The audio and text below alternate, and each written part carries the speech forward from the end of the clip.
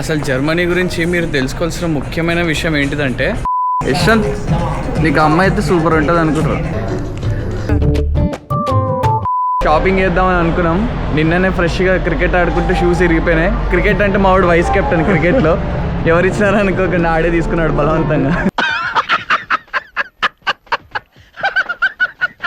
అందరి ముందు పరుగుపోయిందిగా, ఇంకెలా తలెత్తుకుంటా. సో ఈ టీ షర్ట్ ట్రై చేస్తాం ఇప్పుడు. యాక్చువల్ అయితే జాకెట్లు అనుకో పైన ఇది తీసేసి డైరెక్ట్ వేసేసుకోవచ్చు. బట్ ఇది తీస్తే ఇప్పుడు ఆ సేల్స్ ఆవిడ భయపడి పడిపోద్ది. బాగుంది కానీ రేట్ ఎంత? వద్దులే ఆడదెందుకు తీయడం. ఏం మాట్లాడతాడు నువ్వు? ఏం మాట్లాడతాడు నువ్వు? Respect and take respect.